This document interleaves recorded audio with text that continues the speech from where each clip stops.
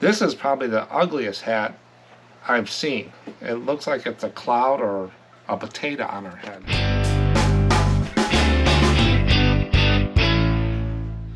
Well, here we go again with another video on a postcard I had no idea about. The special topic for today is going to be on Merry Widow hats. Those big hats that ladies wore back in the olden days. I had no idea what they were. I've heard, but I never paid attention to them. So I thought I would do this video and learn a little bit about them. And I probably learned more than I wanted to. But we'll learn what these postcards are worth. And I got a stack of them here that I'll go through. And in that stack, there's some Merry Widows, but they're not Merry Widow hats. I'll show you when we get to that point in the video. But first, I have cards. I sold 14 cards on eBay. I only sell on eBay now. I got rid of Etsy and Hip and just sell on eBay. And then for the poll today, the section where the poll is the data, I wanted to do something. People ask me about tracking sales and expenses. It always comes up about April when taxes were there. So a little late, but I thought I would do what I do. I would show you what I do. And I put a poll out there before, and it says, what or how do you track your sales and expenses? So we'll see what other people say too. Then I'll show you what I do, and we'll geek out for a few minutes. And if you got any more questions and stuff, I can show you what I do. I'm not a tax professional. You always want to talk to a CPA or something like that, or do your own. And I'll just show you what I do, and it's worked so far. And then at the end of the video, you always want to stick around, because I get comments from people all the time. It's just not me up here talking. I like to bring what other people say that's in this like-minded community about reselling postcards and postcards as a whole. And they have some questions, and I'll give you the answer I gave them or my opinion as we get to those questions. And that's my favorite part of doing the videos. That and researching these postcards so I know a little bit more. But let me go ahead and get into postcards that sold on eBay. It was only 14 cards. Sales are kind of going up, then they go down, then they go up, and they go down. But it seems a little bit better right now. It's kind of stabilizing a little bit, but not like it was beginning of last year.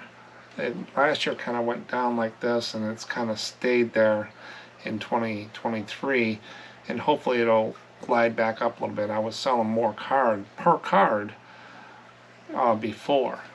And so it kind of took it down, and then it's kind of going back up. But we had some real deep hills and valleys here for the first part of the year. And those are really hard to navigate. I always look at the trend. When I have real good days, I put money away for the real bad days.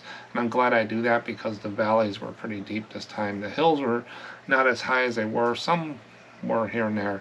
But the valleys were really deep, and they lasted a little bit longer. First card I sold, and I put this out on the community tab. I always give these a second look. They're the Wigwam Village. This is Wigwam Village number 2, and it's by Cave City. This sold for $8.65. There are some Wigwam villages out there that sell for more than that. And this is a linen card, and it doesn't say 1930s it was posted. The Wigwam Village, right there, Wigwam. You always want to take a second look at those. For some reason, they do well. I've always done well with Wigwam Village. Whenever I find those, I pick those up. And when I get cards like that and stuff, if you're subscribed to the channel, I'll put it out on the community tab, and it'll go out. I think I did the seashell ones and then the Wigwam. So if I see anything out there, it's kind of like what they call bolos, and you can just keep an eye for those. But as I said before, every month I pick one number to go through and work on. You can't work on everything. This month I'm working on subscribers. Next month it's probably a number of cards I sell, I think is what I'm going to do. And I really focus on that, and everything seems to follow. So this month is subscribers. Subscribers is a number for YouTube creators. It's kind of a badge of honor. It turns things on in YouTube. It gets more people interested in the channel, so YouTube shows it to more people. It's not one of the biggest metrics in the algorithm. Views and watch time, how long they watch. It's all about the content and the viewer experience. But subscribers is a key indicator of how the channel's health is doing a little bit too. So if you're not subscribed, go right over here There's a little red thing that says subscribe. Click on that and just subscribe. Doesn't cost you anything. Helps out the channel. Gets it out to YouTube. Lets people see, hey, we got a good place here. Come on in. So hit that little button right down there and hit that bell so you get notified when I put new videos out. Every week I try to put out a video, one longer video like this, and then once or twice a month I try to do some shorter videos on Saturdays or Fridays, special topic things. And then the community polls and stuff from the community tab and what other people are commenting, it's worth it. It doesn't cost you anything. So subscribe. Thanks in advance. Next card that sold is Clinton Inn. This is in New Jersey, I think it is. Just a restaurant. And that sold $4 to $5. Posted crumb card, multi-view type of thing. Next one, I put these up on Wisconsin, Minnesota, looking down the valleys of the St. Croix, Taylor Falls, Minnesota. Usually these cards sit the dells and stuff like that, but this one sold within 24 hours. Like a hand-painted, hand-colored card, it says, right up there. Due by the back, $4 to $5. I didn't think they would do that well. And a lot of people say Yellowstone doesn't sell. Well, I sold the Beehive Geyser. Vertical card, look at that geyser. Geysers like that do pretty well. It's $4 to $5 card, unposted crumb card, but they do sell. I always put up the Yellowstone cards most of the time. And then this is Drawbridge, Mystic, Connecticut. Why beat yourself up over titles on eBay? They put all the information you need right on the postcard. My title was Postcard, Drawbridge, Mystic, Connecticut. It's all right there. They do the work for you. Nice looking card. There's the Drawbridge. Unposted linen card, $4 to $5.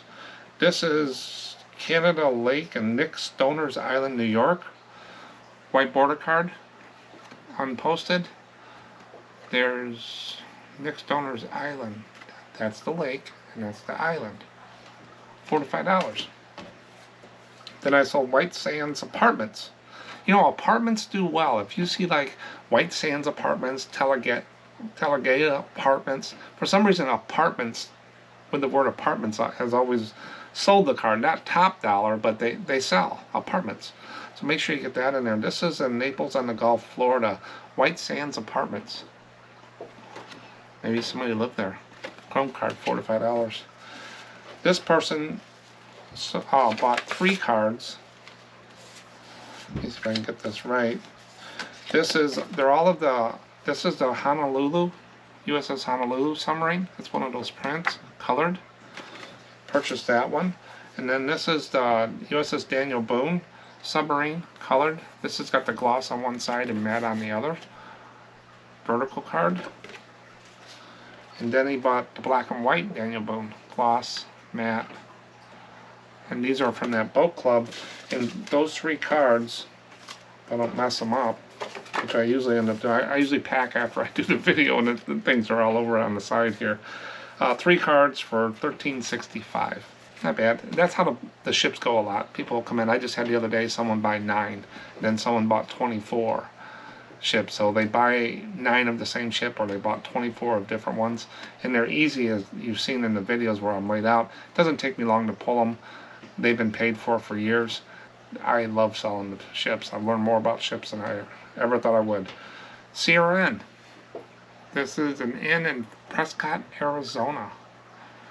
And basically my title was Postcard Sierra Inn, Prescott, Arizona. Little banner-like card. Unposted crumb card. This came out of my box number 3. This is about 2019 when this was listed. These are the sand dunes near Pismo Beach, California. I sold a bunch of sand dunes. So that card's in there forever. And then I sold a car. This is the Nash Air Flight. Quality cars. Cars do good. I just put them up as regular filler cards. I just put about 30 of them the other day up. No research. They're from a museum thing. $465. Real easy to list, and they'll sell. They'll see that one card, they want it, and it sells. Then I had someone pick up a naval cover. These are from the ships. They actually bought the cachet, and then the name of the ship is on there. And this one has some more writing on it too. $4.65 for that. That'll go eBay standard envelope and an eBay envelope for 2 ounces, 84 cents. Because they're a little bit longer than postcards. They won't fit in the Echo Swifts, but it does go eBay standard envelope. And the last one I sold today is the USS Thorn. It's a destroyer, DDD 998. This is a publisher card. They didn't print these. They actually bought these. I have a couple hundred or so of these cards. So they just sit over a multi-quantity listing, and then eBay just counts it down. So I had a total of 14 cards, equaled $73.60. My average sale price is $5.25. Little lower than before, but I sold a lot of Chrome cards, $4 to $5 cards, and the ships. So $5.25, I'll still take that all day long, and it's still going up for the year. Number of cards is going up. Sales, I'm over $70 a day. I'm beating that for sure. And my average sale price is going up. So those 3 key indicators that I talked about in the other videos are all going in the right direction. And I'm expecting the sales to go a little higher, and I'm expecting the number of cards sold today to go above 14 and probably beat it. And then my average sale price has been sustaining really well, slowly growing up there. But ideal would divide it back to Chrome, so that's never going to get to $50, $60. I know I sell $4 to $7 cards. So I'm going to be in that area and stuff like that. That's what's sold. And it's really not about the dollars anyway. It's about what are people buying. They all sell. Rocks, bushes, sand, cars, apartments. They all sell. I just put them up. Now we're going to get into the special topic of Merry Widow hats. Postcards. Those are those big hats in there. And people are saying, well, what are these things? Well, I'm going to give you some facts here. And while I do that, I'm going to show you some postcards that I found out there on the Merry Widow hat. And when we get that sale to rate, I think you're going to be surprised how many are actually listed. Let me go through these facts, and I bet you by the time I'm done, you're going to be an expert on Merry Widow hats. Because I feel I'm an expert now, but not really. Here we go. So around 1900, dress etiquette dictated that a woman should not leave the house without a hat. Owning and wearing a unique model of hat signified the wealth and social status of the wearer. Women's hats therefore came in many shapes, colors, and materials, while men's hats retained a classic style and shape. The term Merry Widow does not simply refer to a woman who is happily widowed and therefore wearing a stylish hat. In fact, it refers to an opera in which one of the lead characters wore large hats. So all this is not about a widow, it's about an opera. The opera The Merry Widow was highly successful on Broadway and beyond. The hat was designed by fashion designer Lucille for the operetta. The Merry Widow opera premiered in 1907. Now, I read in different places about the designer here, and this is the one I've seen the most of, so I took Lucille here. So I took the best one I've seen the most of. The Merry Widow hat was popularized by the actress who wore it, Lily Halsey. I'll put her name right down here, maybe I'm saying it wrong, but that was the actress that popularized the Merry Widow hat. She became immensely popular through the show and would become one of the most photographed women during the Edwardian era. That's a new word, Edwardian. You know, I'm not into that Victorian stuff and Edwardian. I haven't seen Edwardian in a while, and I had to remember how to say it. The Edwardian era was home to many fads and fashions which harken bygone days, and the Merry Widow hat craze was no exception. The hat, reaching such width as 18 inches and topped with all kinds of trimmings, even whole stuffed birds were put on the hats. The feathers were mostly ostrich that were used on these hats as well. Just think how heavy and big these things were. And you're going to see some postcards on there. The increasing fashion for this hat resulted in the endless jokes in popular magazines of the time like Punch, whose issues frequently poked fun at the difficulties of one could get into when wearing a Merry Widow hat, or being near one wearing one. The Merry Widow hat retained its popularity until the eve of the World War I. These things are crazy. They really are. Now I'm going to go through the sell-through rate here, then I'm going to go through the cards I bought. I bought a lot of them from the Mary Martin auction. And it's basically for the video, plus I wanted to learn more, so I always pay for my education. I think I got about 30 cents, 35 cents in each one of these cards. So we're going to see if I'm going to make any money. I got about, I'd say, 20 Merry Widows. And there's some other ones in here. They put them in the stack of Merry Widow, and I know why. And you're going to know why here in a second. But the sell-through rate. So you go out there and get the sold and the listed from eBay. I've said this many times in the videos before. Merry Widow hats, there's 36 sold. But there's only 197 listed. That's amazing. I thought there'd be a bunch of these things out there because people really gravitate to these older cards and put them up for high prices and stuff. But there's only 197 and there's 36 sold. You times that by 100, 18%.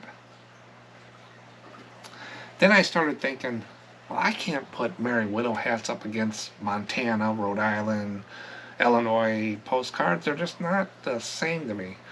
So I went out there and I looked on my handy-dandy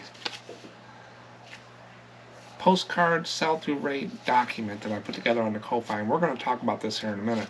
But I just went through and I found some things that kind of fit into the same novelty as Merry Widow hats. And here that what I'm bumping up against. Copper window postcards. There's 331 out there, 91 sold, 27%. The button face postcards. There's only 25 listed and 6 sold, 24%. And then the leather postcards, I never do well with those, 15%. And then silhouette cards, the little shadowy looking cards, 8%. So Merry Widow hat kind of fits in the middle between leather and button face on my little comparison here. So it's kind of an average of the novelty. So I don't think they're bad sellers. They're not the top, like stuff like that. They're not the rarest in the world. So I think they're a good card to look at. And I think they will sell, but I think it's for that one novelty person. So not too bad, but I wouldn't bump it. I didn't want to bump it against these other ones I've been doing. I didn't think that was fair to the other cards. It was fair to Merry Widow because it would look great. It'd be up there with McDonald's and Wiki Wachi and Disney. And I don't think that's where these go. So compared to all the novelty cards, it runs about 18%. So it's an average novelty card. So it's going to sit for a while. That's the sell-through rate. Now let me show you some of the cards I got. I got a nice little stack here from Mary Martin. And I'll just go through them real quick.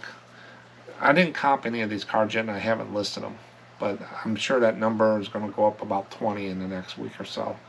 That's listed out there. So this is it seems like all these postcards have a hat. The lady with the hat, real short, thin waist. And then they have like a little poem about the Merry Widow hat down at the bottom. But look at that hat. And these are just divided back cards. This one is a huge hat. And it's got flowers like crazy on there. She's got an umbrella and a little saying. This one has two people helping the lady put the hat on or take it off, one of the two. And it has the little saying at the bottom. Look at that, it took people help to do that. And this lady is just strutting down the street and this guy is leaning over to make sure he doesn't get hit by the big hat. And it's got the little saying at the bottom. This is probably the ugliest hat I've seen. It looks like it's a cloud or a potato on her head. Look at that. That's the hat right there. That's it. It looks like she put a pillow on her head or something. And this is a posted card. By the back, it doesn't say when it was. The cancel's not clear. But look at that. It looks like a potato. This one looks like Mary Poppins, and they kind of didn't have Photoshop back then, but is she walking on this roof there? Or is she floating with a Merry Widow hat? And this was 1908 out of Colorado. Going to Nebraska, I think. But that's another one. This is the same one with that lady's hat with all the stuff and the little saying at the bottom. This is two gentlemen trying to court another lady, and one guy's got to peer around the hat to see her. So she's interesting. I guess it was a man magnet. Then this guy, this hat actually is a Merry Widow hat, and it's got what they call a manhole right there. They cut a little U out of the hat, and it says in the saying a manhole. They call it a manhole, so he can walk behind it with that hat and not get hit. I think some of these are kind of jokely. Then this is a smaller one. I don't believe it's a baby Merry Widow hat. It's one of those cards there by the back. And then this guy trying to get this guy into a cab or something. The hat doesn't fit into the car. This is some guy on a ladder. I'm not for sure what's going on here. Some guy's got a ladder trying to go up top of her with a hat. That's a weird one. This is an artist drawing of a hat. This was posted in 1908. Divided back card. Now, this one is another baby Merry Widow hat, not a big one. Talking to a gentleman. She's happy. I think it's part of the opera. I'm not for sure. And then this guy, these guys are peering around her. She's got her hat and they have to lean over and peer around her, and it's got the little saying down at the bottom. This lady's trying to get into a train. That hat ain't gonna fit. It's got the saying down there. That hat ain't gonna fit in that train. Then, those were the Merry Widow hats. So I bought the lot, and then I got into these cards, and you look in here, there's no hat. That's actually a widow. So, it says, Sunday, bent with grief, bent with sorrow, what will fate bring her tomorrow? So this was a Merry Widow. So it's not a Merry Widow hat, it's a Merry Widow. And I got two of those. And then this, I don't know if this is, I think this is part of the opera. These cards here. It just says Merry Widow, and you notice there's no hat. And the same, that's the same one. Same couple, different pose. And then you got another one. The husbands are scarce, but it's hard to lose one. She's like reading a letter about losing her husband. This one's in sorrow. This one, Thursday, another Merry Widow, so talking about a widow. And then this one looks like they're at the opera, or she's a widow and she has a guy with her. So those aren't Merry Widow hats. So I got to go through these and decide how I'm going to list a morbid Merry Widow hat, morbid Merry Widows. But those are the cards I picked up. I'm going to list them. That number 197 list, it'll go up to like 210. But if I see a lot of those, I'm going to buy them, because only 197 listed. I could own that little market on eBay real easy. So that's the cards I have. Now let's see what I'm going to make any money. Remember, I had about 30-40 cents in these. I didn't find any high prices of the Merry Widows. So I couldn't do the high RPPCs and stuff. I didn't really find any. Well, 197 listed. It wasn't not a lot to pick from, but I got enough to do the sold high, sold low, list high, list low. Here, $12.99, $11, and $10. And those all look like the cards we just saw. So basically they're selling for 10 bucks. That's the high side, $10 to $12. So I am making money on 30-40 cents. Then there's some people that put these things out there for $2, $1, and $2.25 on the sold lows. So where are you at between $10 and $12 and $2? $7, $8 cards. So I didn't see where these things were above like $12 or $10. Then the people are listing these things that think they just got gold, and we just saw they're $10 to $12, $60, $42, and $16. I look at that and I said, wow, I got two of these cards. It'd be worth $76 if I put them up for that. They're not going to sell for that. Not what I see. The supporting documentation probably says they're not going to sell for that. And then the low listed's the same, $1.95, $2, $5. That bottom one is basically the same picture as the $60 one. $5 to $60. If they're really doing their research, that $60 one's going to get beat out by the $5. Real easy. So those are the prices. Average sale, I'd say $7, $8. And they're going to sit. They're an average card. I don't think there's anything special about them. They're just a novelty type card to me, along with copper windows and stuff like that. Someone's got to be looking for these, is what I'm thinking. Now you will get that one-off seller and stuff like that. But, oh, I just sold a postcard. It was Kneeling Camel, Paladero State Park, Canyon, Texas. Some of those filler cards I put in for Texas. And it sold for $4.65. That's the prices on Merry Widow hat. Sum it all up, $7, $8. I'll pick them up if I get them for quarter and under, probably 30 cents. But I wouldn't pay any big money for these cards on there. They kind of fall into me like the romance cards of the divided back. I just can't seem to sell those. We'll see what these Merry Widows do. That's Merry Widow hat. Who knows? Now the channel doesn't have an official sponsor, so I figured I'd sponsor myself. I can do that, I think. Kind of weird, but Ko-Fi, the little store I've been talking about, it's got a lot of stuff out there. A little commercial here. It's got this for free. You can get this free. Just go in and download it. It'll say donate or whatever. You can put 0 in there, same functionality. It's got 22 pages of sell-through rates, different ways to look at postcards. We've talked about that in other videos. But also I've been putting a lot of other supplies out there. Postcard sleeves, ephemera sleeves. There's some other reference tools that you can get out there. So I thought Ko-Fi, the SM Postcard Ko-Fi store, could be an official sponsor today.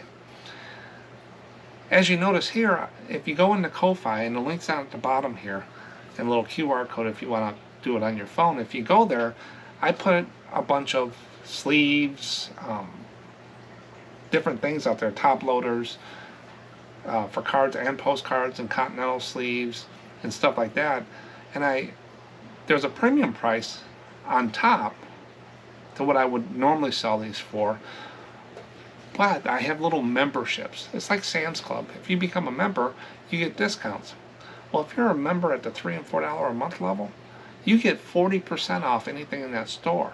So like a standard sleeve is normally premium price of $3.75 a pack plus shipping. If you're like one of those members, it gives you 40% off, which is $1.50 off. You pay $2.25 a sleeve.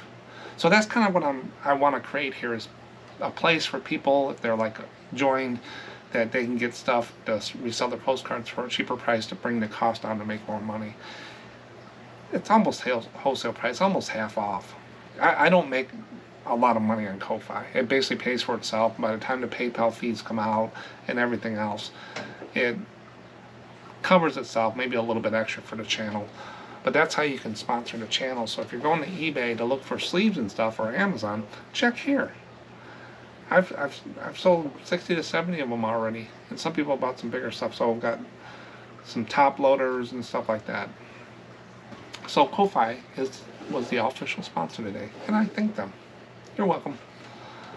So check that out. Links right down at the bottom. Every video I try to do a poll. This one I want to make sure I don't geek out too much. I don't want to get too in depth here. You can always send me questions, and I can send you something or whatever. But the poll I put out was, what and how do you track your sales and expenses? Now, when you work for a company, they usually have a department that takes care of all this. Well, with you as a reseller, this is part of the game too. So I put it out there. QuickBooks, Reseller, Genie, your own spreadsheet. I don't, but maybe I should start. I had to put that one out there, and other. So QuickBooks, when GoDaddy, an auction tracker. So Easy Auction Tracker is what I used for years. It was real easy, spreadsheet format, very powerful, just grabs the data and puts it in there. Worked like a charm. I paid for it every year and stuff like that. Then they went away. And then you had GoDaddy. Everybody knows that using GoDaddy, that was really simple. That went away. They pointed you to QuickBooks, and I didn't hear a lot of good stuff about QuickBooks from people that went over there. It was expensive, and it was not that easy to learn or use. I've never used it, so I can't say, but what I've read. And then my reseller Genie came out. If you're a hobbyist seller, not a real big seller, and you're looking for something just to give you your stuff with minimal interaction and stuff, Reseller Genie is great. I was on there for a while. I dumped all my inventory, 100,000 records in there. And Paul, one of the owners, creators and owners of the company, we worked together to get a plan. And he had a whole bunch of stuff he was going to do because I was meeting a lot of thresholds because I was one of basically the largest reseller on there with many listing wise, not dollar wise, but listing wise. And it was hitting some thresholds, and we had to fix some things and stuff. Well, during the time we were working with that, I was still uploading and doing stuff. I created a spreadsheet, and finally I just had to tell Paul, you know what? I like the control I got on the spreadsheet. Nothing against Reseller Genie. I like the control. I do things a little different, and for him to meet that on there was a lot of work. So we decided that I would go off for now and just do my spreadsheet. One day I'll probably revisit Reseller Genie, but that's when I'll give you your Schedule C. It gives all your numbers, gives you little graphs. The support is excellent. So if you're looking for something that talks to eBay and stuff, it's a little bit of a learning curve, but they'll help you through it. There's a Facebook page and some YouTube channels and stuff.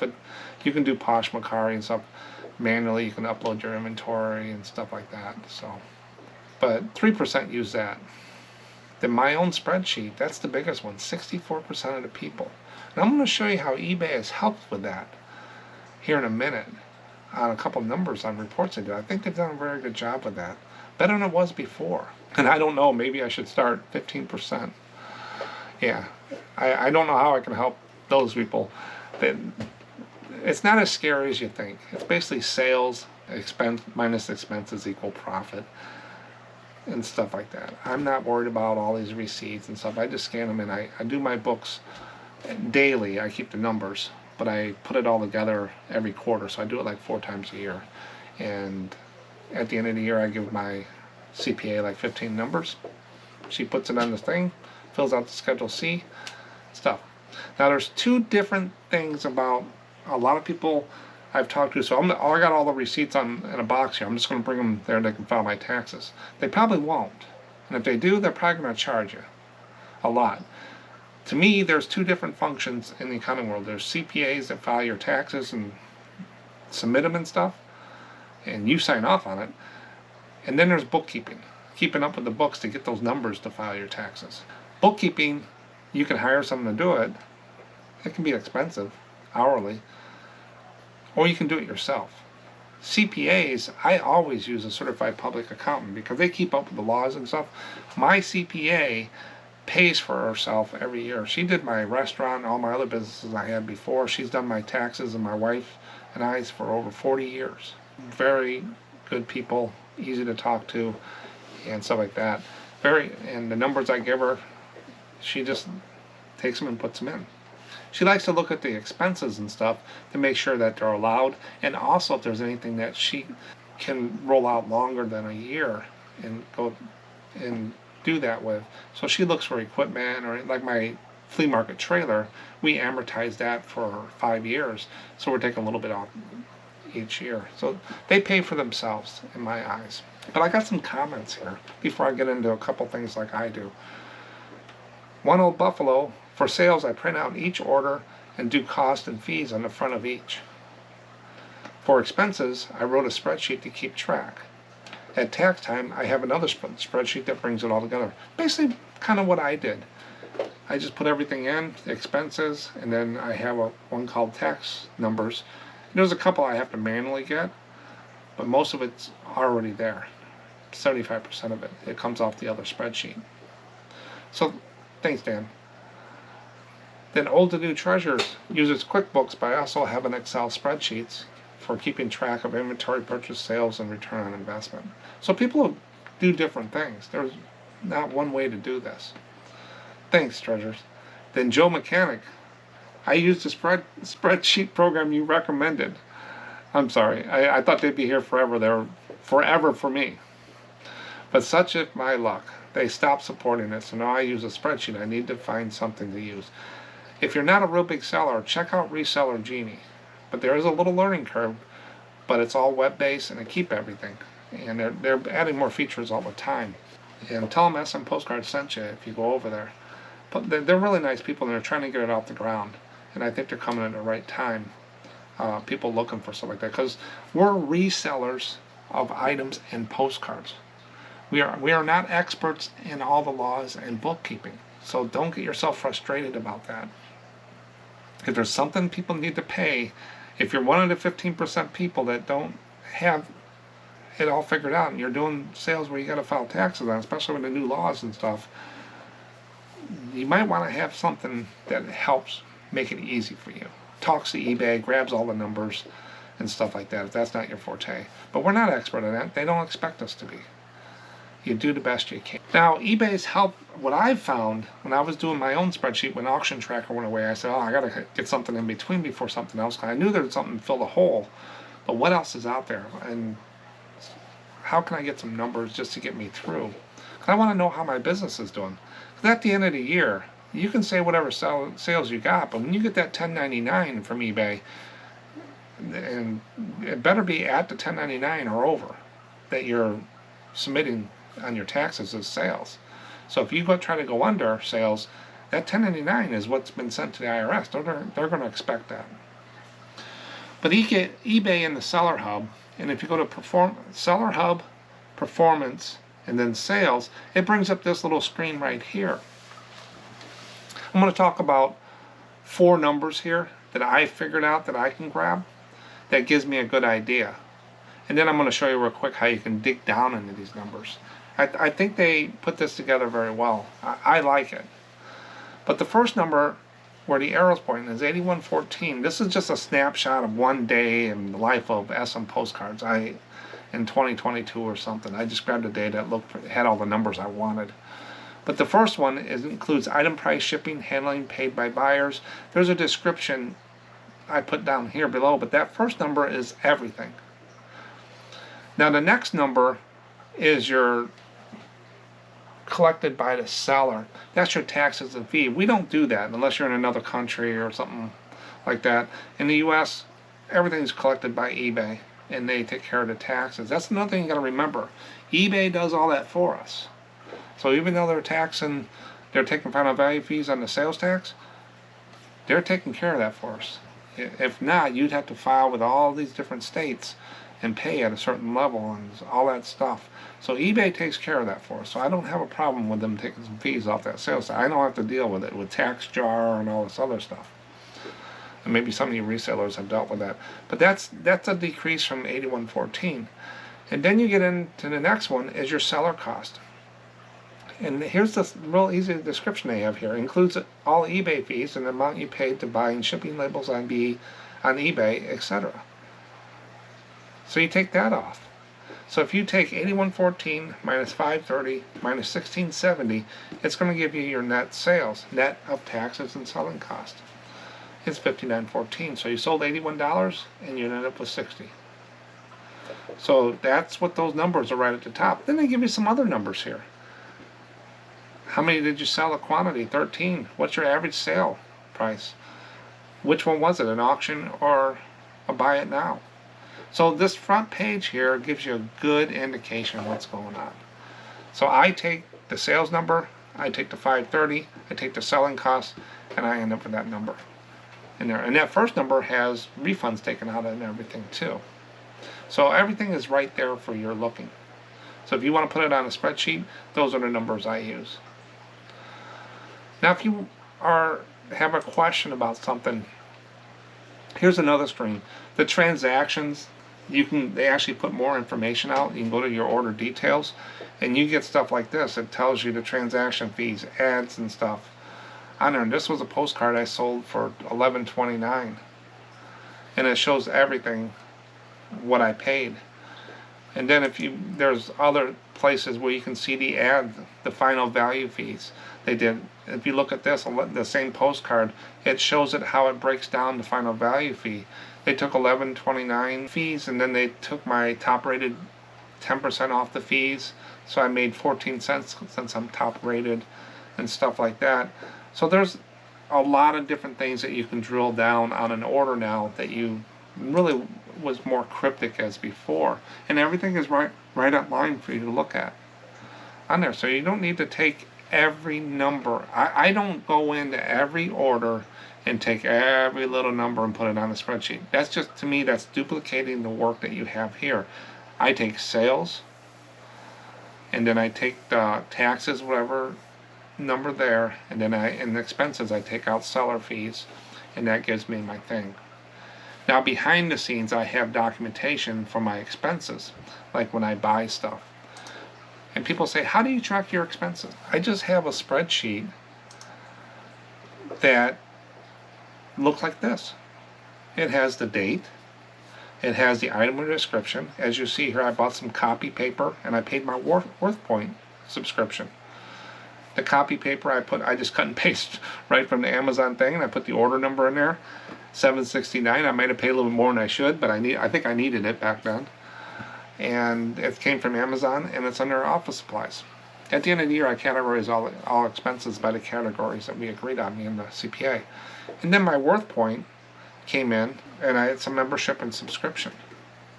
So that's all I do, and then I categorize them. And then whatever month is when I put it on my spreadsheet, the expenses for that month. So that's a real simple, you can do it on paper, pencil, or you can make a spreadsheet. There's no calculations here. It's just data entry to keep track of stuff. And then some people say, well, how do you track your cost of goods? Now there's two different ways to do cost of goods. There's cash and there's accrual.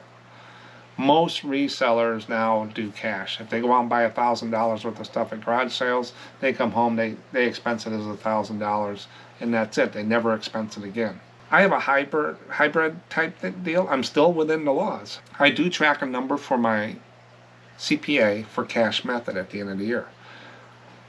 And that's my total inventory from the ending last year, and in beginning is my beginning this year, and in the ending, you minus those two, and that's your cost of goods sold. Well, I keep track of for a number for it in a year, but during the year I want to see the health of my business.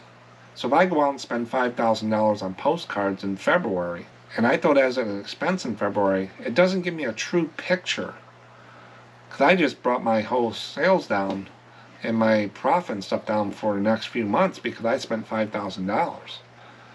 And then later on, it'll take me a year or two to sell those. So accrual will I think gives you a better picture. So on my bookkeeping, I only show when it sells, I show the cost of goods sold. But at the end of the year, we do cash method to the IRS. It's a little different, but if you plop down $5,000 for 1 month and you're selling postcards, you're going to see a big decrease, and you'll never get the expense at the rest of the year. I don't think it gives you a full line. So, but it's a little thing. But how do I do that? Real quick. This is my spreadsheet for my inventory. Every time I list a card, I put a date. That's the title from eBay under the item. SKU numbers, I just run a total. It's just sequential. I never reuse the numbers. Why make it harder? Just use the next number. Going down, I'm up in 69,000. I think I'm in 70,000 now. And then what did the card cost me? 15 cents. And then when it sells, I just go in and say how many sold, and it says how many remaining at the end of the year. I have a total at the top of the or bottom of the spreadsheet. That's the number of my inventory. And then if I sell hard goods and stuff, I had a location, what bin it was in, or shelf or whatever. But that's all there is to it. And so if I go to list 20 cards, I'll put the date 20 times down that column, cut and paste, copy and paste down, and then I just print off 20 labels from the SKU, start and SKU number it, tell Dymo there, and I just copy 1 and 15 cents. Now if the cards are over that, I'll change it as I list, and as I list, I just copy and paste the title over to my spreadsheet and put the little sticker on the sleeve. So I don't sleeve my cards up ahead of time. I don't do all that stuff. I do it one-on-one because I do a lot of stopping and starting. It's like squirrel, new shiny object. So I might do 5 cards and walk away for an hour and then come back. So I don't sit there and do all this, putting things in sleeves and stickers and then go through it all. I just do it as I go, because this next card here might be one I don't want to list. It's kind of a routine that I have. Now when something sells, I have another little spreadsheet here. So I go for the sales for the day in the morning. I go in and I just put them right in here. I put one SKU, and then it automatically looks at the other table that I have it in. And it's a little geekish here, but here's the formula that I use. It's called VLOOKUP. It's a VBA Excel type thing, and it knows where to go in that other spreadsheet and get the cost. So at the end, and at the top it says 57 cards and $785 was my cost. Total cost so far for selling 57 cards. And that's transferred to the other spreadsheet and stuff. I don't know when that April was, but that's how I put it all together. It just very customized to me and stuff like that. So that's what you can do. So people ask me what I do. Well, I just geeked out and showed you. But you should have something that you can track. That's how I feel, to know the health of your business. What you feel and what's actually happening can be totally two different things. Or it could be close. But a lot of time people think they're doing well and they're really not. Or they're doing very well and they think they're doing bad. So it can make you feel good and make you feel bad. But numbers are easy. Data is your friend. But that's the poll. I hope everybody keeps up with it for the 2024 filing. And don't think there's black helicopters coming down and stuff like that. It's not that bad. They'll ask you, if there's anything ever happens, they'll ask you some questions. You just got to make sure that you can get the data and stuff like that. So I wouldn't stress out about taxes. It's just part of what we do. Viewer comment. Now I get these comments from all different places, and this one I think is YouTube. So this one was about, I noticed in your videos you have some Epson 400 duplex scanners. Same thing I do. That's one of my scanners. I have a Fujitsu and the 400 also. I like the Epson better. Was wondering if your scanner occasionally won't scan the backside of postcards. I've heard this many times before. I have a stack of about 500 postcards that the Epson refuses to scan the backside. Do you know the setting to change that will resolve this? Yes. Also, will black and white postcards and real photo cards, the scanner just gives me a black and white hatching. Looks like a bunch of X's. So the first thing, it's not scanning the back of the card. There is a setting in Epson, the scanning settings, down at the bottom left. Depends on the software scanner you have. Most scanners have it. It says, do not scan blank sides. Some of these cards, especially the real photos, have a real light ink on the back, or it's faded, and it'll think it's blank and won't do it. If you go in there and turn that off, it will copy whatever's there on there. So that's all that's just a setting. Now for your X's and your resolution and your contrast and stuff in your things, there's grayscale settings that you want to look at in the different scanners. So you want to play with those settings. And to make it even easier, check out Popeye. So Popeye's got a channel. He's been selling postcards since 1998 or so. OG of postcard reselling on eBay. Done scanners and stuff. He did a video, and the video name is "You're Scanning Your Postcards Wrong."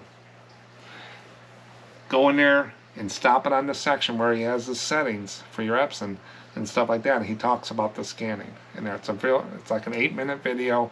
I point everybody to it on there. So go check out Popeye's Postcards on YouTube. He's got a whole bunch of stuff, but this one video here will help you out to understand scanners a little more. Because he was getting a lot of questions too. It's probably why he made this video, but that'll help you out a lot. But keep sending questions about this. If I can't help it, I got a bunch of people that might have an answer for you. So I'm not tech support. You still got to call the company if you got mechanical issues, but if you just have little questions about why it's not doing the back, don't stress out. Just shoot a message, and maybe I can help you. I'll tell you if I can or not. So, but thanks. Next one was about the damn postcard video. That was the funniest video. I kept saying damn postcards. I thought dams would be even lower sell-through rate. I don't list them anymore. Maybe I will try again.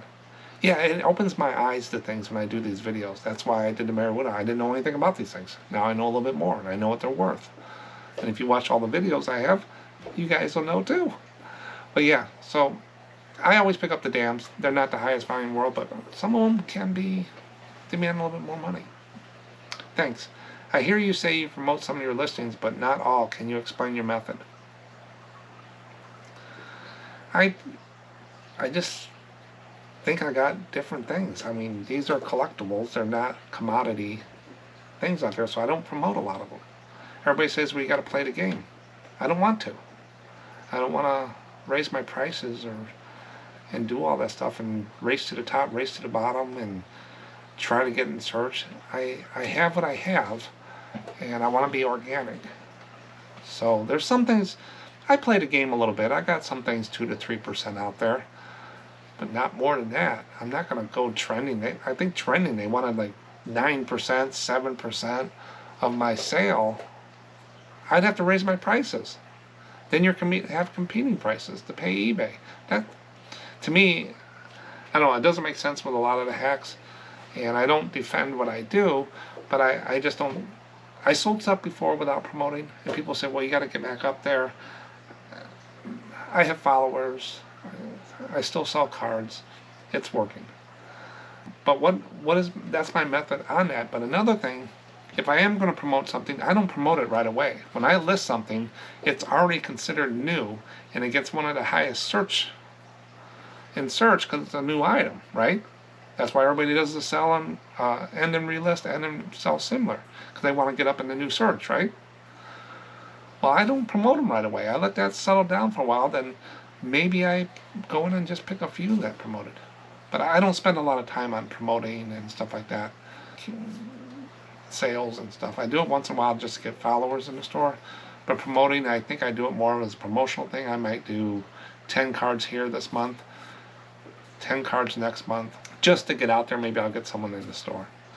But I don't do a lot of the promoting. I don't use best offer that often and stuff like that. I will run a sale once in a while just to get followers to the store. Those are the people you want. The people that are following you, watching you, getting your newsletters, seeing stuff. eBay sends them emails and pops up on stuff like that.